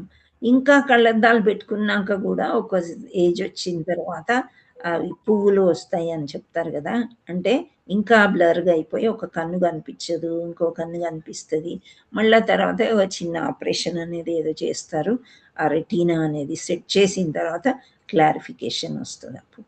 సో ఇక్కడ మనకి కళ్ళు బాగున్నప్పటికీ కూడా మన ఒక కర్టన్ అంటే ఇట్లాంటిది అనమాట, కర్టన్ లాంటిది ముందుకుండిపోయి మన భక్తి అనేది శుద్ధం కాదు కాబట్టి భగవంతుడు పూర్తిగా మనం చూడలేము అని ఇక్కడ చెప్తున్నారనమాట. కనుక భక్తియుక్త సేవ విలీనమై పూర్ణ చక్షుల ద్వారా శ్రీకృష్ణ భగవానుని వాస్తవంగా గాంచినటువంటి శుద్ధ భక్తుల నుండియే ఆ దేవదేవుని దివ్య రూపాన్ని గూర్చిన విషయం మనము తెలుసుకొనవలసి ఉన్నది. సో ఇప్పుడు మనము కృష్ణుడిని అన్ని వర్ణించాము, చూసాము. ఒక్కసారి చదివితే అర్థమవుతుంది, ఆ కృష్ణుడు అస్సలు అర్థం కాదు. ఇంకా ఇంకా చదవాలి, ఇంకా ఇంకా నేర్చుకోవాలి, ఎన్నో వినాలి. మనకి ఇవన్నీ అర్థం కాకపోతే ఒక గురువుని ఎన్నుకొని వాళ్ళకి సేవ చేయాలన్నమాట. సో వాళ్ళని అప్పుడప్పుడు ప్రశ్నలు వేస్తూ ఉండాలి, అడగాలి, తెలుసుకోవాలి, వినయ విధేయతలు పెంచుకుంటే అప్పుడు భగవంతుడు ఏమైనా కొంచెం కరుణిస్తే కరుణించగలుగుతాడు. ఇక్కడ బాంకే బిహారీ స్టోరీ మీకు తెలుసు కదా, ఎందుకని కర్టన్ వేస్తుంటారు, తీస్తుంటారు, మీకు ఐడియా ఉందా? బృందావనంలో బాంకే బిహారీ టెంపుల్. భక్తుడు ప్రేమతో చూస్తే భగవంతుడు వెళ్ళిపోతాడు మాతాజీ. రైట్. ఈ కర్టన్లు 5 నిమిషాలే తీస్తారు, ఆ పూర్తిగా మంచి దర్శనం కూడా అవదు, మళ్ళీ కర్టన్ వేసేస్తారు. బాంకే బిహారీ చిన్న పిల్లవాళ్ళ కృష్ణుడు అనమాట. సో త్రిభంగి ఆకారంలో ఉంటాడు, చాలా అందంగా ఉంటాడు. బాంకే బిహారీ ఇంత ముద్దుగున్నాడని ముద్దు చేస్తే మన దగ్గరికి వచ్చేస్తాడంట. అంటే శుద్ధ భక్తులా ఏ భక్తులు అని పెద్దగా తెలియదు అనమాట. అలాంటి భగవానుడు. సో ఒక పేరెంట్స్ ఇలాగే బాగా ఎక్కువ గారం చేస్తూ ఉండి ఇలా అంటారు కదా, మనం కృష్ణుడి దగ్గరికి వెళ్ళగానే చిట్కలు వచ్చాయా లేదా మనకి అని చెప్పేసి రాధారాణిని కృష్ణుని చూసి అలా గారం చేస్తాం కదా. అప్పుడు నిజంగానే భాగ్య బిహారీ వెళ్ళిపోయాడంట. చూస్తే గుళ్ళో విగ్రహం లేదంట. అమ్మో ఇలా భక్తికి మెచ్చి ఇలా వెళ్ళిపోతే మరి మనం రోజుకి ఎక్కడని పట్టుకొస్తామని చెప్పేసి 5 నిమిషాల కంటే ఎక్కువ చూడనివ్వరు అనమాట. అక్కడ కర్టన్ వేసేస్తుంటారు, తీస్తూ ఉంటారు. సో అలా ఉంటుందన్నమాట. ఇక్కడ చక్షుడు కళ్ళ గురించి వచ్చింది కాబట్టి ఈ టాపిక్ చెప్పాను నేను. సో ఇంకా ఈ కృష్ణుడు ఎంత అట్రాక్షన్ అంటే, కృష్ణ అంటేనే ఒక అట్రాక్షన్ అనమాట. ఎలా చూడాలి ఆయన మా కథలు వినాలి, శుద్ధ భక్తిత్వం అలా ఉంటుందన్నమాట. సో కృష్ణుడు ఫస్ట్ పురుషావతారాల్ని ఎవరిని చేశాడు? ఫస్ట్ పురుషావతారం ఎవరు? కారణోదక సాయి. కారణోదక సాయి విష్ణువుని మహావిష్ణువు అని కూడా అంటారనమాట. సో ఒక సమయంలో మహావిష్ణువుకే కృష్ణుని చూడాలనిపించిందంట. మహావిష్ణువు వచ్చిందే కృష్ణుని నుండి, అవునా? హరే కృష్ణ. భౌతికంగా మీకు అర్థం అవడానికి ఒక విషయం చెప్తాను నేను. ఇప్పుడు మనలోంచి మన పిల్లలు వస్తారు, మన పిల్లల్లోంచి మనవలు మనవరాళ్ళు వీళ్ళందరూ వస్తారు. అంటే మన వంశం ఒక చెట్టు. కానీ కొద్ది రోజులు గ్యాప్ వచ్చింది అనుకోండి, మన ఓన్ సన్, మన ఓన్ డాటర్ ఎవరైనా మన పిల్లల్ని చూడాలి అనిపిస్తుందా? కాదు, పెళ్ళిళ్ళు అయిపోయి వెళ్ళిపోయి ఉంటారు. ఆ తర్వాత కూతురు మీద మోహం పోయి మనవరాళ్ళ మీద మనవల మీద మోహం వచ్చి చూడాలి అనిపిస్తుంది కదా. అనిపిస్తుందా లేదా? అనిపిస్తుంది మాతాజీ. మన వంశాంకురాలే. ఇక్కడ మహావిష్ణువు వచ్చింది శ్రీకృష్ణుడి నుండే. కానీ కృష్ణుణ్ణి ఇంకా కారణోదక సాయి విష్ణువు ఆ సముద్రంలో పడుకొని విశ్వాలను వదులుతూ ఉండడం, యోగా నిద్రలో ఉండి ఏ విశ్వం లయం అవుతుంది, ఏ విషయం మళ్ళీ పునరుద్ధరిస్తుంది, ఇలాంటివి ఆలోచిస్తూ ఉండి కృష్ణుణ్ణి చూడాలనిపించింది. కృష్ణుడు ఆయనకు తండ్రి అవుతాడు, రైట్? సో చూడాలనిపించిందంట. అప్పుడు ఏం చేశాడంటే, అర్జునుడు కృష్ణుడు ఉండే ద్వారకాలో ఒక బ్రాహ్మణుడు ఉంటాడు దగ్గరలో. సో ఆ బ్రాహ్మణుడికి పిల్లలు పుడుతున్నారంటే పుట్టిన వెంటనే చనిపోతున్నారంట. అయితే ఆ బ్రాహ్మణుడికి చాలా ఆగ్రహం వేసి పిల్లలు దక్కట్లేదని అర్జునుడికి దగ్గరకు వచ్చి, నువ్వు యువరాజు, ఏం యువరాజు, ద్వారకాధీశ్ కృష్ణుడి దగ్గరకు వచ్చి మీరేం రక్షిస్తున్నారు ప్రజల్ని, నాకు ఇలా కొడుకు పుట్టగానే చచ్చిపోతున్నాడు, నాకు పిల్లలే దక్కట్లేదు, దానికి మీరేమైనా చేయలేరా అని అడుగుతాడనమాట. అప్పుడు అర్జునుడికి తొందరగా మాట ఇచ్చేస్తాడు కదా. సో మాట ఇచ్చేస్తాడు, ఈసారి నేను చూస్తాను నీ పిల్లలు ఎలా దక్కరు నీకు అని చెప్పి అర్జునుడు ఏదన్నా అన్నాడంటే కృష్ణుడు కాపాడుతూ అర్జునుడు వెనకాలే ఉంటాడు కదా. సో అందుచేత అక్కడ ఏం చేశాడంటే, ఈ పిల్లవాడు వీళ్ళు ఇంత మాట ఇచ్చేస్తారు అన్నట్లేదు, ఈసారి అలా జరగదు అని చెప్పేసి. సో అలా మాట ఇచ్చిన తర్వాత అర్జునుడు కృష్ణుడు చూస్తూ ఉంటారు. ఇంకా డెలివరీ టైం అయింది, కేక్ వినిపించింది కానీ ఆ పిల్లవాడు పుట్టరామే చనిపోయాడు. చనిపోయేసరికి ఇంకా ముల్లోకాలు తిరగడం కృష్ణుడికి ఎంత కొత్త కాదు కదా. సో అర్జునుడితో పాటు కృష్ణుడు కూడా అన్ని లోకాలు అన్ని చోట్ల తిరిగి ఎక్కడికి వెళ్ళిపోయింది ఆత్మ అని వెతుకుతారు.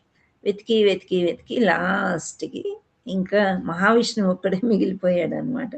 సో అక్కడికి వచ్చాడు. అంటే కారణోదక సాయి విష్ణు దగ్గరికి వస్తే ఆ పిల్లలందరూ అక్కడ ఆడుకుంటున్నారంట. ఇప్పుడు చచ్చిపోయిన పిల్లవాడు కూడా అక్కడ ఉన్నాడు. అప్పుడు మహావిష్ణువు అంటాడంట, నేను ఈ పిల్లలందరినీ ఎందుకు వచ్చేసానంటే, నాకు నిన్ను చూడాలనిపించింది కృష్ణ, వీళ్ళందరినీ తీసుకొచ్చేస్తే అర్జునుడు ఇలా అంటాడు, అర్జునుడికి నీవు సహాయం చేస్తావు, మీరిద్దరూ కలిసి నీ దర్శనం కోరుకుని నేను ఈ పని చేశాను అని అంటాడంట. సో అంటే కృష్ణుణ్ణి మహావిష్ణువు కూడా చూడాలని అంత కోరుకుంటున్నాడు అనమాట. అంటే అంత శుద్ధ భక్తిత్వం ఉంటే కానీ కనిపించాడు. మహావిష్ణువుకే కృష్ణుడు కనిపించట్లేదని ఆయన ఇంత ఎత్తు వేశాడంటే, మన చక్షువులకి కనిపించాలంటే ఇంకా మనం ఎంత చేయాలి, అది మనం ఆలోచించాలన్నమాట ఇక్కడ. సో పూర్ణ చక్షుల ద్వారా శ్రీకృష్ణ భగవానుని వాస్తవంగా గాంచినటువంటి శుద్ధ భక్తుల నుండియే ఆ దేవాది దేవుడు దివ్య రూపాన్ని గురించిన విషయం మనము తెలుసుకోవలసి ఉన్నది. సో ఇక్కడ కారణోదక సాయి విష్ణు మహావిష్ణువు నుండి ఇంకా ప్రహ్లాదుడికి కనిపించాడు. ప్రహ్లాదుడు, ధ్రువ మహారాజు, నారదముని, వీళ్ళందరికీ ఎలా కనిపించాడు భగవంతుడు? వాళ్ళ యొక్క స్టోరీలు, వాళ్ళ దగ్గరికి అయితే మనం వాళ్ళు ఎప్పుడో ఉన్నారు, వెళ్ళిపోయారు. సత్యయుగం అయిపోయింది, ద్వాపర యుగం అయిపోయింది, త్రేతాయుగం అయిపోయింది, ఇప్పుడు కలియుగంలో ఉన్నాము. సో చైతన్య మహాప్రభు కూడా ఇప్పుడు లేరు. ఆ పుస్తకాల్లో ఆ స్క్రిప్చర్స్ గురువుల ద్వారా వినే మనము తెలుసుకోగలుగుతాం. సో ఈ విషయం మనం తెలుసుకోవాల్సి ఉన్నది అంటే తప్పకుండా దివ్య రూపం ఎలా ఉంది అని మనం తెలుసుకోవాలి. భౌతిక జగంలో కూడా మనం ఎల్లవేళలా కనుల ద్వారానే సమస్తము గాంచబోము. కొన్ని మార్లు ప్రత్యక్ష అనుభవం కలిగిన వారి యొక్క అనుభవం ద్వారా మనము గాంచుచుందుము. ఇది కరెక్టే కదా. ఇప్పుడు మనం ఆకాశంలో చూసినట్లయితే చంద్రుడిని చూపిస్తానని పిల్లలకి చెప్తాం అనుకోండి, బయటికి వెళ్తాం బాల్కనీలోకి, ఏదో ఆకాశం చూపి చంద్రుడు ఉండడు. ఎక్కడ పోయినాడు చంద్రుడు? మేఘాలు కమ్మేసి ఉంటాయి. సో ఒక్కొక్కసారి మన మాటలు మనవి కూడా, మన చక్షువులు అన్నీ కూడా అబద్ధం. అప్పుడే చూస్తాం చంద్రుణ్ణి, మళ్ళీ 2వ నిమిషం కనిపించడు కదా. సో అది వాస్తవం. పూర్ణ చక్షుల ద్వారా వాస్తవంగా శుద్ధ భక్తుల నుండియే మనం చూడాలి. కానీ మనకి భౌతిక జగంలో ఎల్లవేళలా సమస్తము మనం చూడలేము. ఈ సమస్త జగాన్ని మనం ఎలా చూడగలుగుతాం? మన కళ్ళు ఎక్కడి వరకు వెళ్తాయో అక్కడి వరకే మనం చూడగలుగుతాం. ఇప్పుడు కళ్ళ పరీక్ష నాకు ఎంతమంది చేసుకున్నారో లేదో నాకు తెలియదు, కానీ కళ్ళ పరీక్షకి వెళ్తే మనకి కొన్ని పెడతా ఉంటారు కదా లెన్స్కి. మనకు కొన్ని క్లారిటీ ఉంటే కొన్ని ఉండవు. క్లారిటీ వచ్చేదాకా వాళ్ళు మారుస్తూ ఉంటారు. డిస్టెన్స్ అంతే ఉంటుంది, వర్డ్స్ డిస్టెన్స్. కానీ ఎప్పుడైతే మనం క్లియర్గా చూడగలుగుతామో అప్పుడు దాన్ని ఓకే చేసి ఆ లెన్సులు కళ్ళద్దాల్లో పెట్టి మనకు తయారు చేసి ఇస్తారు. ఇదే విధంగా ఏంటి అంటే ఆ దివ్య రూపాన్ని మనం చూడాలంటే శుద్ధ భక్తుల నుండి ఆ దివ్య రూపాన్ని కూర్చిన విషయము మనము తెలుసుకోవాలి. శుద్ధ భక్తులను ఎలా తెలుసుకోవాలి? వీళ్ళు శుద్ధ భక్తులు అని అంటే వాళ్ళని కూడా మనం స్క్రిప్చర్స్ ద్వారా మనము తెలుసుకోగలుగుతాం. సో మనము శుద్ధ భక్తులు అంటే ఇప్పుడు మనం అందరూ శుద్ధ భక్తులు అని మనం చెప్పలేము. మనం శుద్ధ భక్తులు అంటే ఇక్కడ మన గురువు అయిన శ్రీల ప్రపాదుల వారిని అనుకోవచ్చు, జయపతాక స్వామి అనుకోవచ్చు, ఇంకా మన గురువులు ఉన్నారు శ్రీల ప్రపాదుల వారి శిష్యులు అన్నమాట. సో వాళ్ళందరూ కూడా శుద్ధ సత్వం ఉన్నవాళ్ళు అన్నమాట. సో వాళ్ళకి ఏమి ప్రత్యక్ష అనుభవం ఏం కలిగింది, వాళ్ళ అనుభవం ఏంటి, అవన్నీ తెలుసుకుంటేనే మనకి తెలుస్తుంది. ఇప్పుడు ధ్రువ మహారాజ్ స్టోరీ మనం చూసినట్లయితే ఆ చిన్న పిల్లవాడు సింహాసనం కోసం వెళ్ళి తపస్సు చేశాడు, కానీ విష్ణుమూర్తి ప్రత్యక్షమయ్యాడు. ఆ ప్రత్యక్షమయ్యేసరికి ఆ దివ్యమైన రూపం చూసి నేనెందుకు ఈ సింహాసనం కోసం వచ్చాను, గాజు వజ్రమే ఉండగా వజ్రమే నాకు ప్రత్యక్షమవగా ఈ గాజు పెంకుల కోసమా నేను వచ్చింది? లేదు నేను భక్తే చేసుకుంటాను, నాకేమీ వద్దు అని చెప్తాడు. కానీ ఒకసారి కోరుకున్నామంటే భగవంతుడు ఇచ్చే తీరుతాడు. ధ్రువలోకాన్నే ఇచ్చాడు, దాన్నే ఏలుకొనైనాను అని చెప్పేసి. సో అలా అట్టి విధానము మరింత ముఖ్యమైనది. సో భౌతిక విషయం యొక్క అనుభవంకే ఇట్టి పద్ధతి అవసరమైనచో ఆధ్యాత్మిక విషయం నందు అట్టి విధానం మరింత ముఖ్యమైనది అని చెప్తున్నారు. సో కొన్ని మార్లు ప్రత్యక్షంగా మనం చూసినవి కూడా మన అనుభవంలో ద్వారా మనము గాంచుచుందుము. అనుభవంతోనే మనకి తెలుస్తుంది. అనుభవంతో తెలవడం అంటే ఏంటి అంటే, ఫర్ ఎగ్జాంపుల్ ఇప్పుడు రైలు పట్టాల దగ్గర ఒక రాత్రి అయింది, మనము ఉన్నాం రైల్వే స్టేషన్లో, ఏదో దూరం నుండి ఒక లైట్ వస్తుంది పట్టాల మీద. అప్పుడు పట్టాల మీద కూర్చున్న వాళ్ళు కూర్చుంటామా, లేచి పరిగెత్తుకొని వచ్చి ప్లాట్ఫామ్ మీదకి వస్తామా? పరిగెత్తిపోతాం మాతాజీ అక్కడికి. లైట్ ఇంజన్ కి సంబంధించింది, అక్కడ ఆ పట్టాల మీద ట్రైనే వస్తుంది అని మనకి తెలుసు. మనకి ట్రైన్ కనిపించలేదు, ట్రైన్స్ అప్పుడు కూడా వినిపించలేదు, కానీ లైట్ వస్తుంటేనే మనకు తెలిసింది. అట్లా నిరాకారవాదులు ఏం చేస్తారంటే ఒక వెలుతురు, భగవంతుడి చుట్టూ ఒక వెలుతురు ఉంటుంది, దేదీప్యమానమైన వెలుతురు, అదే భగవంతుడు. నిరాకారం, భగవంతుడికి ఒక ఆకారం లేదు అని అనుకుంటారు. సో అది ఇక్కడ మనకు ట్రైన్ చెప్పడం ఏంటి అనంటే, మనము ఒక ఉదాహరణ చెప్పుకున్నాం. భౌతికముదైన ఉదాహరణ. అంటే మన కళ్ళకు కనిపిచ్చేదంతా గూడా తప్పు అనేది. ఆ వెలుతురునే చూస్తున్నాం మనం. ట్రైన్ అంటే అవగాహన ఉంది మనకి, పట్టాల మీద ట్రైన్ ఉంటది గాబట్టి. సో ఈ వెలుతురు గూడా భగవంతుడి నుండి వస్తుంది అనే అవగాహన మనకి ఈ స్క్రిప్చర్స్, ఈ పుస్తకాల ద్వారా గానీ, గురువుల ద్వారా గానీ మనం తెలుసుకుంటే ఒక ఆకారం ఉంది భగవంతుడికి అని తెలుసుకుంటాం. లేదు అంటే నిరాకారుల్లాగా మనము అలాగే మనము ఆ వెలుతురికే మనము ఏదో మెడిటేషన్ చేసుకోవడము, పూజ చేసుకోవడము అలా ఉంటుందన్నమాట.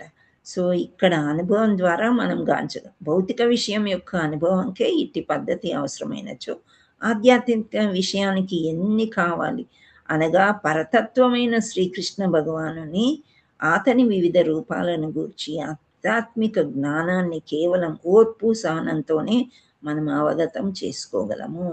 సో మనకి సహనము, ఓపిక ఇవి ఉండాలి అని చెప్తున్నారు. ఉంటేనే మనం అర్థం చేసుకోగలుగుతాం అన్నమాట.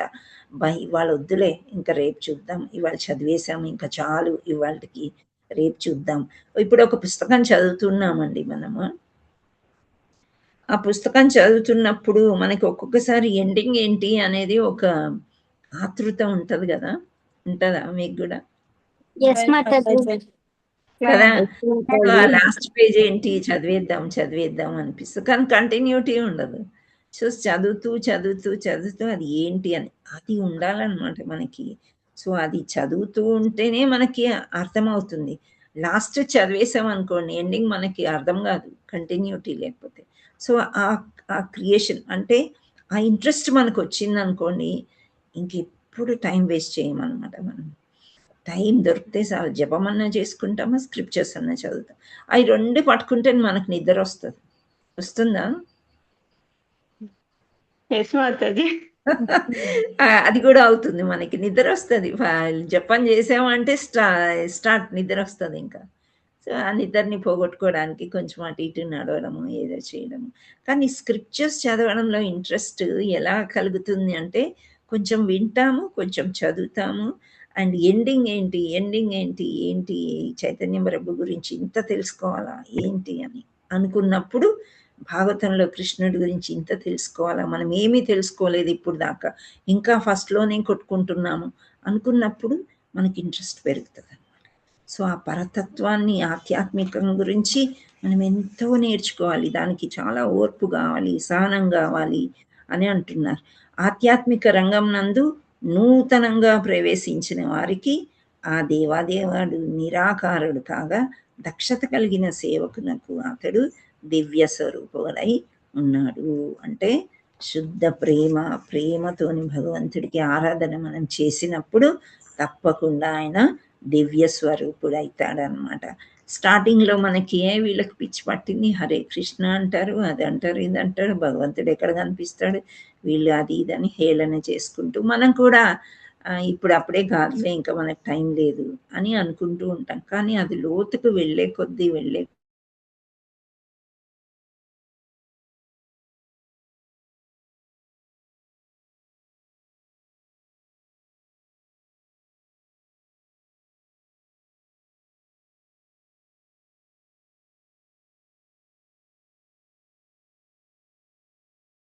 మాతాజీ మ్యూట్ లో ఉన్నారు మాతాజీ. పవర్ కట్ అయిపోయినట్టుంది. హరే కృష్ణ మాతాజీ, వాయిస్ రావట్లేదు.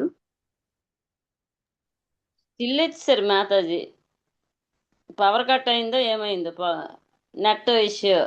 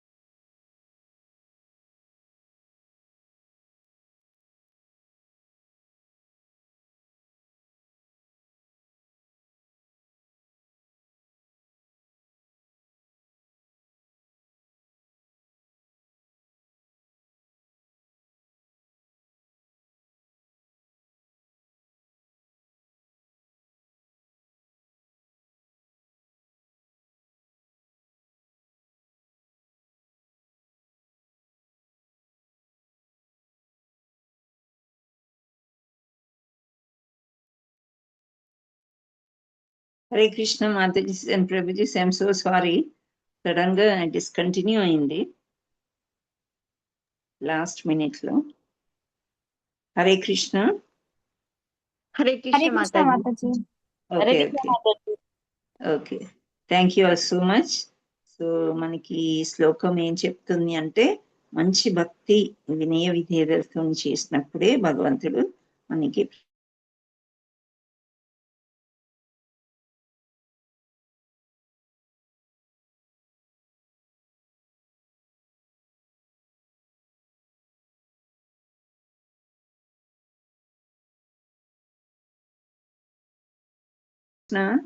సర్వ అవతారాలకి మూలం శ్రీకృష్ణ భగవానుడు. అన్ని అవతారాలకి ఆయనే మూలం అని చెప్పడం జరిగింది. సో ఇంకా ఈ అవతారాల రాలేదేంటి అని మనం అనుకుంటున్నాం, కానీ మనని ప్రిపేర్ చేస్తున్నారు అనమాట ఋషులు. లెసన్ బై లెసన్ ఎలా మనకి మహత్తత్వాన్ని అర్థం చేసుకోవడం ఏంటి, భగవాను అర్థం చేసుకోవడం ఏంటి, ఇవన్నీ చేసిన తర్వాత అప్పుడు ఆ రూపం మనకి ఏ రూపం ముఖ్యమో, అవతారాలన్నీ ఏ రూపంలోంచి వచ్చాయి అనేది రేపు మనము తెలుసుకుందాం. హరే కృష్ణ కృష్ణ కృష్ణ హరే హరే, హరే రామ రామ రామ హరే హరే. హరే కృష్ణ మాతాజీ అండ్ ప్రభుజీస్, ఏమైనా ప్రశ్నలు ఉంటే అడగొచ్చు, లేదా ఇది స్టార్ట్ చేస్తారా జగన్నాథ్ కథ, అది అయ్యాక ప్రశ్నలు చూద్దాం. ఓకే, హరే కృష్ణ మాతాజీ. కృష్ణ దేవి మాతాజీ. హరే కృష్ణ మాతాజీ. స్టార్ట్ చేయండి. స్టార్ట్ చేయండి. హరే కృష్ణ. పూరిలో నివసించే ఒక రఘునాథ స్వామి అని ఒక గొప్ప భక్తుడు ఉన్నాడు మాతాజీ. చాలా చాలా భక్తి చేసుకుంటూనే ఉంటాడు అన్నమాట. ఒక రోజు కల్లో కనబరించి జగన్నాథ స్వామి అంటాడు, నాకు పనసపండు తినాలని ఉన్నది అని చెప్తాడు మాతాజీ. అప్పుడు నేను పనసపండు తినాలి అని అంటే రఘునాథ స్వామి అంటారు, బయట షాపుల్లో దొరుకుతాయి అక్కడ తీసుకుందాము అని చెప్తాడు. లేదు లేదు, నాకు దొంగతనం చేసి తినాలని పిలుస్తుంది అని చెప్తాడు మాతాజీ. ఆవిడైతే నేను అలా వెళ్దాము, ఒక తోటలోకి వెళ్దాము అలా అని వెళ్తా ఉంటారు అన్నమాట. జగన్నాథ స్వామి రఘునాథ స్వామి ఇద్దరు కలిసి వెళ్తా ఉంటారు. అప్పుడు పనస చెట్లు కనబడ్డాక ఆ పనస చెట్టు చూసి కోసి దొంగలించి తినాలి అని అంటాడు. మరి ఆవిడ అదే ఇది యశోదమ్మ శ్రీకృష్ణుడికి వెన్న ఎలా వెన్న చేసి పెట్టినా కూడా ఎలా తినాడో ఆ గోపికలతో, అదే విధంగా జగన్నాథ స్వామి కూడా పనస వంట తినాలి అని అనిపించి అలానే నాకు దొంగతనం చేసిందే కావాలి అని చెప్తాడు మరి. అప్పుడు రఘునాథ స్వామి అంటారు, సరే అయితేనని వెళ్తారు అన్నమాట. ఇద్దరు వెళ్ళి చూస్తే పనసపండు చెట్టు ఎక్కి కోస్తాడు అనమాట. అప్పుడు చెట్టు కింద ఏమో జగన్నాథ స్వామి ఉంటారు, పైన రఘునాథ స్వామి ఎక్కి పనసపండు కోస్తారు. ఆ పనసపండు కోసినప్పుడు అది నేను కింద ఉంటాను, నువ్వు చెట్టు ఎక్కి కొయ్యి అని చెప్తాడు. అప్పుడు నేను జగన్నాథ స్వామి కోసే కింద పడుతుంది, అది పగిలేటప్పటికి జగన్నాథ స్వామి అక్కడ ఉండరు, కనిపించకుండా పక్కగా వెళ్ళిపోతారు మాకు. అప్పుడు భటులు అందరూ చూసి ఆవిడ భటులు అంటారు, ఈ సౌండ్ వచ్చింది ఏంటి, ఒక శబ్దం వచ్చింది ఏంటి అని అనుకుంటారు. అప్పుడు భటులందరూ లేచి ఏంటి ఇలా జరుగుతుంది, ఏంటి ఇలా జరుగుతుంది అని అనుకునేటప్పటికి అక్కడ నేను పనస చెట్టు మీద రఘునాథ స్వామి అనే వ్యక్తి ఉంటారన్నమాట. అప్పుడు కోసి ఇలా పగిలింది ఏంటి, ఇలా ఏంటి, ఎందుకు చేసావు అని భటులందరూ అడుగుతారు. అప్పుడు భటులందరూ అడిగినప్పుడు లేదు లేదు, నాకు ఇలాగా రఘునాథ స్వామి అనే జగన్నాథ స్వామి అనే వ్యక్తి నాకు చెప్పారు, ఇలా చెయ్యాలి, ఇలా చేస్తున్నాము అని అనేటప్పటికీ రఘునాథ స్వామి సరే అయితేనని చేస్తారన్నమాట. అప్పుడు రఘునాథ స్వామి భటులందరూ ఈ రఘునాథ స్వామి ఇంత గొప్ప భక్తుడు కదా, నువ్వు ఎందుకు చేసావు ఇలాగా అని భటులందరూ అడుగుతారు. మనం చెప్పలేక ఇలా చేయమన్నారు జగన్నాథ స్వామి అని చెప్తారు. అప్పుడు లేడు, రాజుగారి దగ్గరికి తీసుకెళ్తాను నిన్ను అని తీసుకెళ్తారు అనమాట. అప్పుడు రాజుగారి దగ్గరికి వెళ్ళి ఈ రఘునాథ స్వామి అనేది ఇలా చెప్తా ఉంటే ఏంటి ఇలా చేసావు, ఎందుకు చేసావు అని అడుగుతారు.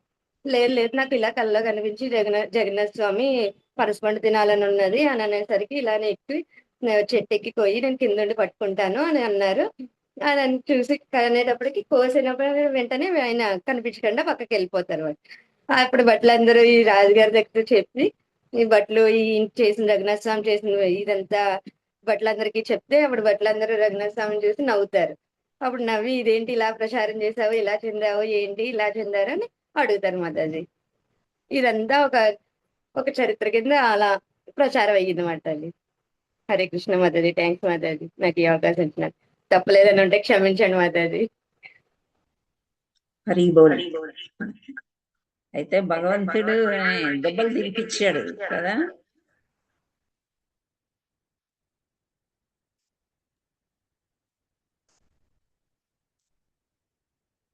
హరే కృష్ణ. దేవి మాతాజీ. హరి హరి బోల్.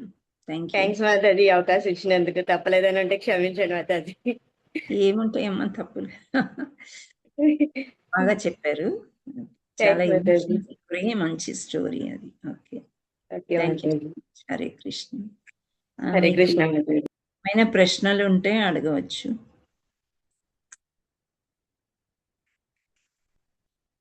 హరే కృష్ణ.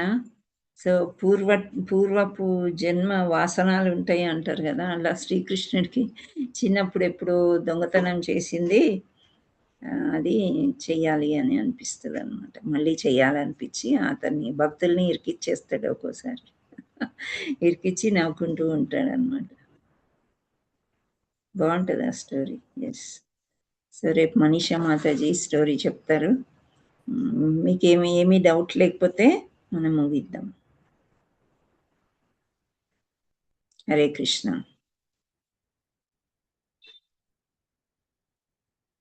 నేను కంప్లీట్ చేశానా? మధ్యలో నెట్ పోయి ఆగిపోయిందా? కంప్లీట్ అయింది కదా? కంప్లీట్ అయింది మాతాజీ. కరెక్ట్ కంప్లీట్ అయింది, నెట్ పోయింది. రెండోసారి కలిసింది. Okay, thank you. Hare Krishna. So end చేసేయండి prayers. Thank you all for joining. రేపు మళ్ళీ మనం 4వ శ్లోకం కొంచెం పెద్దగా ఉంది, అది అందరూ సమయానికి జాయిన్ అవ్వడానికి ప్రయత్నం చేయండి. హరే కృష్ణ. అయితే ఇప్పుడు మీరు మీరు ఫోన్ దేంట్లో మీరు వినదలుచుకుంటే అది ఆన్ చేసి పెట్టారనుకోండి, మనీషా మాతాజీ మంచి పాటలు పెడుతున్నారు. అప్పుడు అంటే మన మైండ్ అప్పుడు ప్రిపేర్ అవుతుందన్నమాట. చక్కగా పాటలు విన్నాక ఓహో క్లాస్ స్టార్ట్ అవుతుంది అని మనకి ప్రేయర్స్ ఉంటాయి. అవన్నీ కూడా మీరు పార్టిసిపేట్ చేస్తే మీకు కూడా ఒక రౌండ్ అయిపోతుంది చక్కగా. అండ్ దివ్య అనుభవం కలుగుతుంది అన్నమాట. ట్రై చేయండి.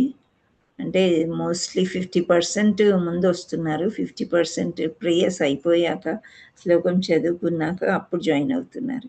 ఇవన్నీ వేస్ట్ అని మీరు అనుకోకండి, అవి కూడా మనకు అవసరం. మ్యాక్సిమం 1 hour 20 minutes లేదా 25 minutes కంటే ఎక్కువ తీసుకోవట్లేదు. సో ప్రయత్నం చేయడానికి, జాయిన్ అవ్వడానికి టైంకి ప్రయత్నం చేయండి. Okay, thank you. సాంగ్ బాగున్నది మాతాజీ, జగన్నాథుడిది స్టార్టింగ్ లో పెట్టారు. ఓకే, హరే కృష్ణ.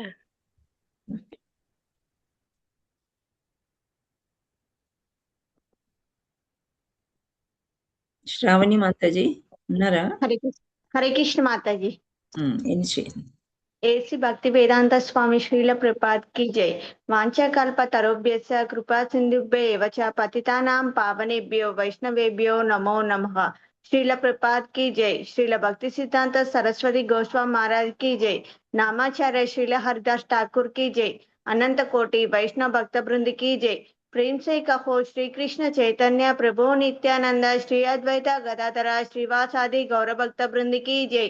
श्री राधा मदन मोहन की जय। श्री जगन्नाथ बलदेव सुभद्रा माई की जय। श्री निताई गौर सुंदर भगवान की जय।